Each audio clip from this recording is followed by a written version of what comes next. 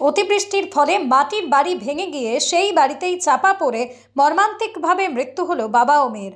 গতকাল রাতেই ঘটনাটি ঘটেছে হুগলির মগরার গজঘণ্টা মালিকপাড়া এলাকায়। 12 বছর বয়সী প্রতিবন্ধী কন্যাকে নিয়ে ভাঙাচোরা এই মাটির বাড়িতে বসবাস করতেন 56 বছর বয়সী গৌর মালিক। স্থানীয় সূত্রে খবর, খুবই অভাবী পরিবার ছিল তাদের। বাড়ি না থাকার কারণে বিগত তৃণমূল সরকারের আমলে আবাস যোজনা প্রকল্পে গৌরের নামে পাকা বাড়ি বরাদ্দ হয়। প্রথম কিস্তি 60,000 টাকা দিয়ে বাড়ি নির্মাণের কাজ শুরু হয়েছিল, কিন্তু দ্বিতীয় কিস্তির টাকা না আসার ফলে বাড়িটি অসম্পূর্ণই থেকে যায়। ফলে পাকা বাড়িতে আর থাকা হয়নি গৌরের। বাধ্য হয়ে ভাঙাচোরা ওই মাটির বাড়িতেই থাকতেন গৌর ও তাঁর মেয়ে। গতকাল রাত্রি 1:45 নাগাদ সেই বাড়িটি আচমকায় হুড়মুড়িয়ে ভেঙে পড়ে। তখন বাড়ির মধ্যেই ছিলেন তাঁরা। সকালে প্রতিবেশীরা উদ্ধার কাজে হাত লাগিয়ে দেখেন বাবা ও মেয়ে মাটি চাপা হয়ে মৃত অবস্থায় পড়ে রয়েছে। এরপরই পুলিশকে খবর দেওয়া হয়।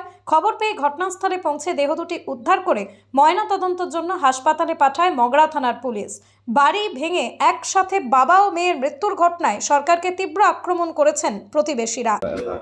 আরে কালকে রাত্রে দুটো পৌনে দুটোর সময় ঘরটা পুরো ভেঙে পড়ে যায়। আমরা এখানে থাকি না, আমি একটু দূরেই থাকি।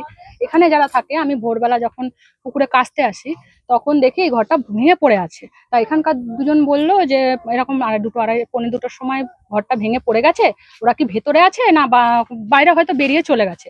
তা ওরা যখন এরকম হতো তখন সামনে একজন বাড়ি আছে একজনকার, ওনারা ওদের বাড়ি গিয়ে শুতো। তা ওদের বাড়ি গিয়ে আমাদের এখানকার লোকেরা ওদের বাড়ি গিয়ে ওনাদের বাড়ি গিয়েও দেখে এসছে যে ওনাদের বাড়ি নেই। তা আমরা পুকুর থেকে তখন এখানে এসে দেখছি যে ওই ভ্যানটা, মেয়েটা তো একটু অ্যানমল ছিল, তো ও হাঁটতে চলতে পারতো না। তো যখনই কোথাও যেত ওর বাবাটা নিয়ে ওই ভ্যানটা করে নিয়ে যেত। তা আমরা বলছি ভ্যানটাও যখন আছে, উনিও যখন এদিক ওদিক নেই, ওনার ঘর পড়ে গেছে, উনি যদি কোথাও থাকে তাহলে তো ভোরবেলা আসবে উনি দেখতে একবার। তখন আমাদের একজন বললো যে ঘরটাও আমরা সব উকি ঝুঁকি মেরে দেখছিলাম, তখন তো এমন অবস্থায় ছিল না যে ঘরটা আমরা দেখতে পাবো, ওনাদের পুরো তো চাপা পড়েছিল ওনারা। তখন একজন আমাদের এখানে যে সদস্য উনি এলো, আর একজন এসে একটা মাটির চাং বড় যখন তুললো তখন দেখলো ওনারা ওখানে হাত আর মাথাটা দেখা যাচ্ছে ওনার। তখনই সবাই আমরা শিওর হলাম যে উনি ওখানে দুজনেই ওখানে রয়েছে। পুলিশতে তারপরে আমাদের সদস্য তখন ইনফর্ম করা হলো যে ওনারা এখানে ভেতরেই রয়েছে। তা আমি বলতে চাই যে আমরা এর বিচার চাই যে এই দুটো মানুষ, হ্যাঁ আমরা বলছি না, আমরা আর্ধেক ঘর পেয়ে আমাদের নয় ভাড়া বাড়ি, আমরা ভাড়া দেওয়ার আমরা ইয়েতে রয়েছি, আমরা ঠিক আছে ভাড়া বাড়ি গিয়ে রয়েছি, কিন্তু এনাদের সেই অবস্থা তো ছিল না যে এনারা ভাড়া বাড়ি গিয়ে থাকবে বলুন।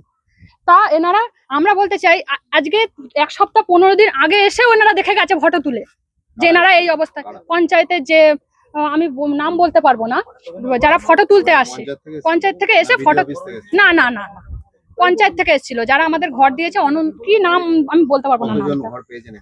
আমরা এখানে 10 জন ঘর পেয়েছি, না এখনো আজ 7 মাস আগে। না তারপর আর টাকা আমরা এখনো পাইনি। প্রথম কিস্তির টাকা পেয়েছি, সেকেন্ড কিস্তির টাকা আমরা এখনো পাইনি। 60,000 টাকা দিয়েছিল।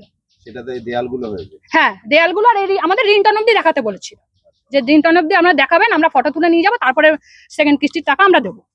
ঠিক আছে, এনারা 15 দিন আগে এসেও দেখে গেছে এনাদের এরকম দুটো কিস্তিতে এই দুর্ঘটনা। আজকে যদি বর্ষার আগে, আর এনাদের এমনই এনারা অসহায় যে এনাদের আমাদের না দিক, আমরা বলছি আমাদের 9 জনকে না দিক, এনাদের দেয়াটা দরকার ছিল। আজকে পুরো আমাদের 2 নম্বর পঞ্চায়েত দায় এনাদের দুজনকার মরার পিছনে। আমরা এর বিচার চাই। একটা আমরা সবাই মিলে তিরপল চাইতে গেছি পঞ্চায়েতে, আমরা কেউ তিরপল পাইনি। আমরা কোনো সুবিধাই পাইনি আমরা পঞ্চায়েত থেকে।